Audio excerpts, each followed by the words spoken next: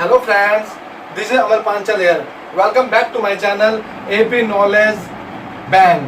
तो friends last day मैंने आपको कुछ इंपॉर्टेंट वर्ड्स के बारे में आपको सिखाया था। अब डे 2 के अंदर हम पढ़ेंगे uses of is are am, जिसे हम टू बी के सेंटेंसेस भी कहा जाता है। तो आइए देखते हैं।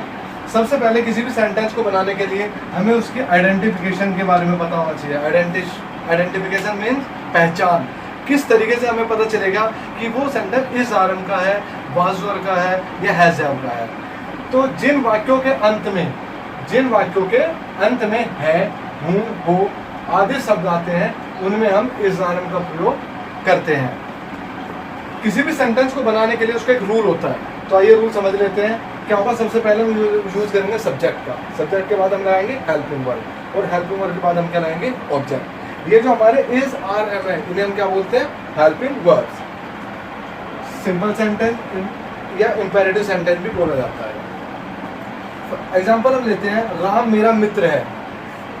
तो इसमें अब हमें सेंटेंस बनाना है। सेंटेंस बनाने के लिए हम रूल पे आइए। आप रूल में लिखा है कि सबसे पहले हमें किस चीज़ का प्रयोग करना है? सब्जेक्ट का। तो राम मेरा मित्र है, हमेशा जब से शुरू में जो आता है ये हमारा क्या होगा? सब्जेक्ट।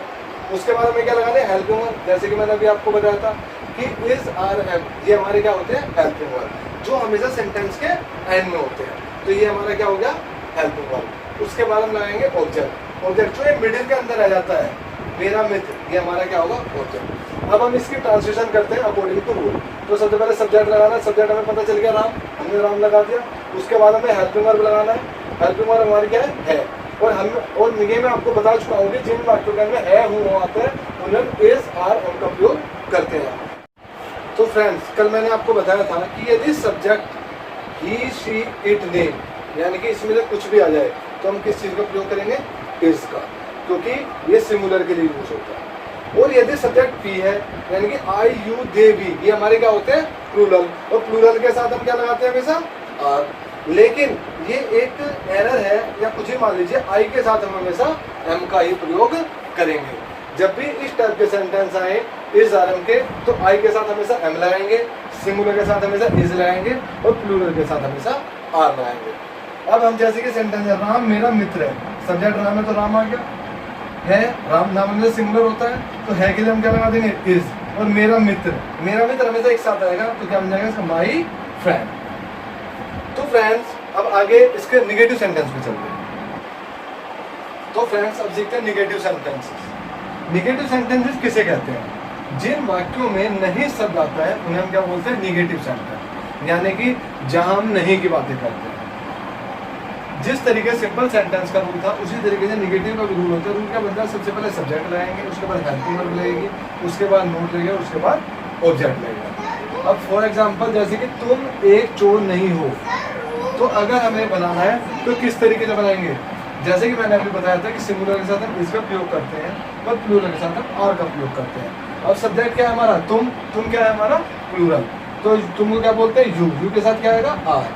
सब्जेक्ट आ गया, हेल्पिंग वर्ब आ गई, उसके बाद क्या लगाना है? नोट। उसका आता है नोट। हमेशा हेल्पिंग वर्ब के तुरंत बाद ही नोट का प्रयोग होगा। कभी भी इन दोनों के बीच में आप किसी भी और वर्ड का यूज नहीं करेंगे। उसके बाद हमें क्या लगाना है? ऑब्जेक्ट। ऑब्जेक्ट क्या है? एक चोर। तो लास्ट में क्या क्या? ए थिंग, यानी कि तुम एक चोर नहीं हो, you are not a thing. तो फ्रेंड्स, अब चलते हैं इंटरोगेटिव।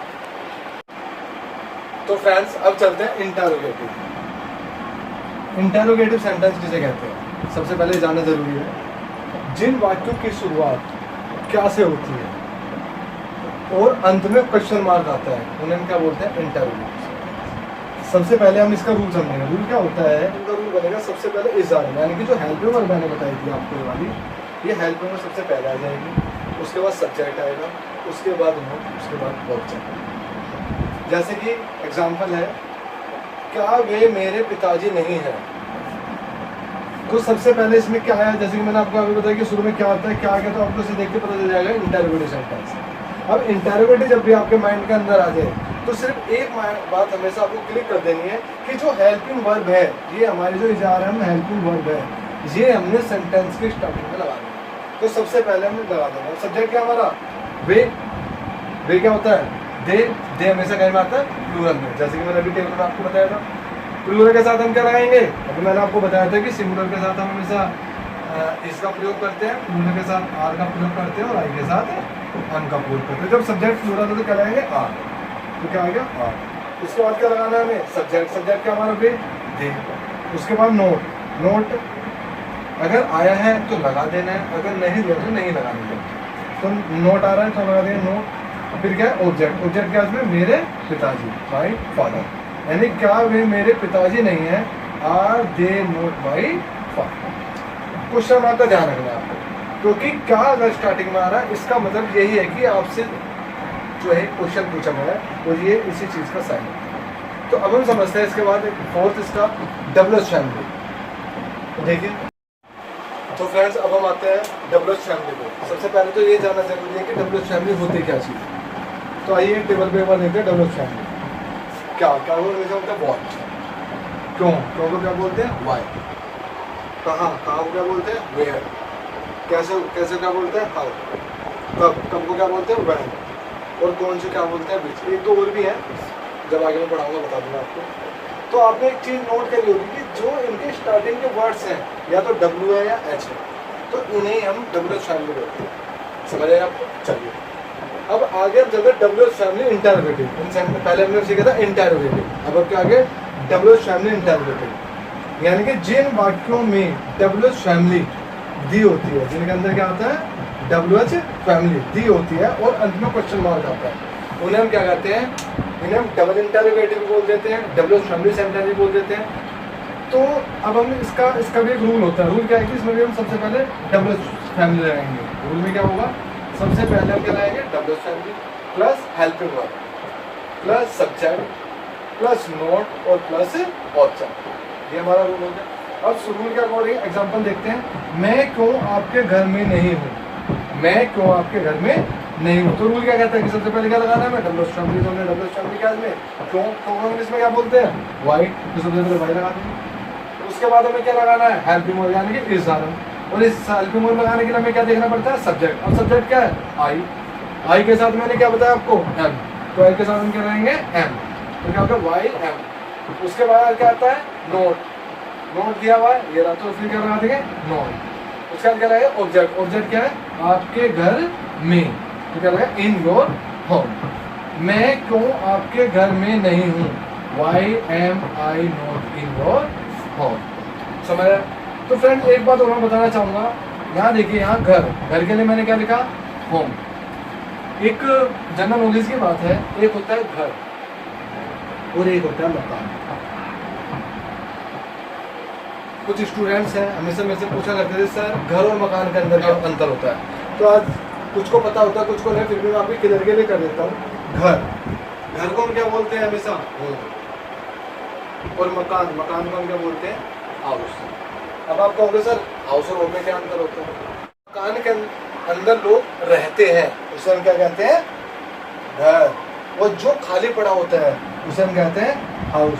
तो यहाँ पे क्या है कि घर, घर में लोग रहते हैं, इसलिए हमने यहाँ पे हाउस का यूज किया है। लेकिन अगर ये होता है कि यह है मकान बिका हुआ है, तो हम क्या प्रयोग करते हैं? हाउस का।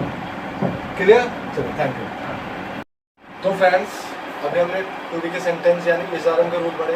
अब इस एक्सरसाइज के माध्यम से मैं एक बार दोबारा रिपीट करूँगा। जैसे कि अगर कोई प्रॉब्लम हो तो आप समझ सकते हैं। जैसे फर्स्ट सेंटेंस है, तुम हमारे घर में हो। जैसे कि मैंने बताया था, तुम हमारे घर में, सिंपल सेंटेंस है। सिंपल सेंटेंसेस का रूल क्या होता है? सबसे पहले subject plus helping plus object. तो चलते हैं, तुम क्या बोलते हैं? जो प्लूरल है तो हम क्या लगाएंगे इसके साथ? आर। उसके बाद क्या बचा? हमारे घर में, एन आर एन।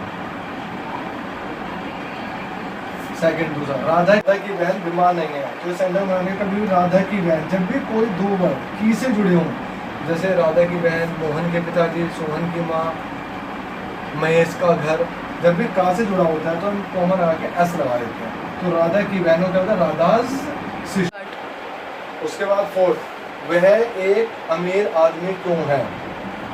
क्यों, क्यों सब रह गया, यानी कि डबल इंटरोगेटिव या डबल फैमिली सेंटेंस। इसके अंदर मैंने रूल बताया था, सबसे पहले डब्ल्यू फैमिली लगाएंगे, उसके बाद हेल्पिंग वर्ब लगाएंगे, उसके बाद सब्जेक्ट लगाएंगे, उसका नोट दिया है तो लगाना है, वरना नहीं। उसके बाद ऑब्जेक्ट। तो इसमें क्या है कि सिर्फ डबल फैमिली है, क्यों क्यों क्या बोलते हैं, वाई वाई। उसका हेल्पिंग वर्ब, सब्जेक्ट क्या है, सबसे पहले सब्जेक्ट देखो वह सिंगुलर है तो क्या लग जाएगा, इज। सब्जेक्ट क्या हमारा वह है, वह क्या बोलते हैं, ही। नोट दिया है नहीं दिया है तो क्या बचा, एक अमीर आदमी, अ रिच मैन। और आता है फोर्थ पे, तुम हमारे बेटे क्यों नहीं हो। ये डब्ल्यू फैमिली का सिंपल था और ये नेगेटिव है, तो ये कैसे बन जाएगा, क्या भी बना देते हैं, उनको थोड़ी स्पेसिफिक कमी है। तुम हमारे बेटे क्यों नहीं हो, तो